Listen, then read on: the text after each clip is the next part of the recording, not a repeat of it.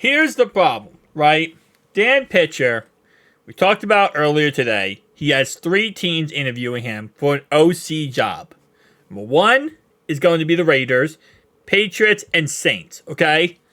Now, Raiders and Patriots, I don't really think is that big of a deal, and I don't think he's going to take either of those jobs because there's no real reason to go with those teams over going with Cincinnati, right? Cincinnati, you have Joe Burrow, you have Jamar Chase, potentially T. Higgins. You have all these weapons. You have a great offense. He's been here for multiple years. He, was a quarterback coach, obviously, of Joe Burrow. There's a lot of things going in his favor. The club loves him, coaching staff loves him, etc. Right? So, that's number 1. I don't think he'll go with the Raiders or the Patriots over the Bengals. But the Saints job, the more I sat down and thought about it, it actually makes a lot of sense for him to go with the Saints job. And no, it's not because of the fact they have Derek Carr, a young cast, Alvin Kamara, Chris Olave, and etc. A pretty decent defense as well. It's because of what he's able to gain long term with being the OC for the Saints. Listen, after that Saints-Falcons game, it's very clear. No one on the New Orleans Saints roster respects Dennis Allen. They don't. No one wants Dennis Allen as their head coach. And my guess would be, he's not fired yet, by the end of next season, he'll probably be fired. If the Saints don't have a great, season, he'll probably end up getting fired, and they'll move on from Dennis Allen. This is why Dan Pitcher here makes more sense for him to go to the Saints. But if he goes to the Saints, right, and he becomes their OC, if they like him, he's doing good, their offense is effective, but they still lose because of the fact that Dennis Allen is not, getting the team together, getting the team working enough. They might go ahead and say, listen, Dan, you come to our team, we're going to clear house, okay? We're going to change up this whole entire coaching staff. You will eventually become the successor of Dennis Allen. But we need you to come in here now, be our OC, right? We want to see how you coach for a year, how you interact with the players, how you interact with the media, how you do all this stuff, and see how efficient you are. And as long as you are checking every single box, then eventually you will become the head coach of New Orleans Saints. We're going to get rid of Dennis Allen because nobody here wants him, but we're going to wait because, again, we're not going to put all our eggs in one basket here and go all out toward you until we make sure that, you are the guy. That's why the Saints job, in my opinion, and he has an interview with the Saints coming up, is so interesting to me. Because in Cincinnati, the most he'll ever be for us is an OC. He's never going to be a head coach. He's never going to be a GM. We don't even have a GM, technically. He's never going to be anything higher than an OC. In the Saints job, he has a chance to be an OC that progresses to a coach.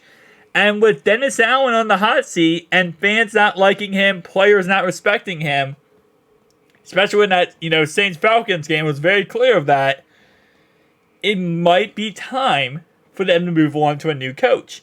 But the fact that they didn't fire their coach makes me think, and again, this is my speculation, that the reason why they're not firing their coach yet is because they don't have an option on who they want to go with to replace the coach. They don't know who they want to get. And I'm going to guess that they probably thought about Jim Harbaugh and thought about Bill Belichick and thought about all these options. But at the end of the day, I think what comes down to it is they're like, well, can we actually land one of those coaches? And potentially they might be like, you know what? We don't think we can land one of those coaches. So instead, we're going to go ahead and just go with Dan Pitcher as our OC, see if we like him.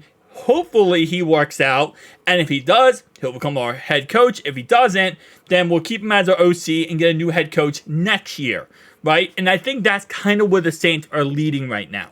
And it's very possible if Dan Pitcher is playing amazing as the offensive coordinator, getting the job done, looking really good, then their plans might be by midseason, Dennis Allen, get out of town. Interim head coach, Dan Pitcher. This is why, and again, like I said, I wish I could be a fly on the wall in the interview between Dan Pitcher and the Saints coming up. The other two jobs, they're great. I don't think he cares. I mean, I think he cares. I don't think he's going to go for them. I think this Saints job has the best longevity for him as a coach to potentially a head coach. So it will be interesting. It will be very interesting. And why did Duke Tobin, bro? It's not Duke Tobin. That's Brian Callahan. But I don't know why I thought Duke Tobin. Brian Callahan. Duke Tobin I was thinking about earlier because I said we don't have a GM and I didn't say Duke Tobin. So Duke Tobin's technically the player personnel. But anyway, so my point is, I wish I was a fly on the wall between this interview because I'm sure that there is, maybe they don't bring this up in the interview or say this straight out to him because they don't want this to get leaked to the media and become a huge story. But I'm sure behind closed doors, when they're talking, that's the idea. Because it makes perfect sense. If you weren't trying to go get a new OC and think Dan Pitcher's your guy and then promote him up to head coach, you would go and fire Dennis Allen after not making the playoffs and then go get somebody else. But because the fact or not, Dan Pitcher might be it. And we might lose Dan Pitcher, which means Troy Walters will become our head coach. Will become our OC. You know why I said he'll become our head coach? Because Zach Taylor's our OC. And Zach Taylor would be like, you know what?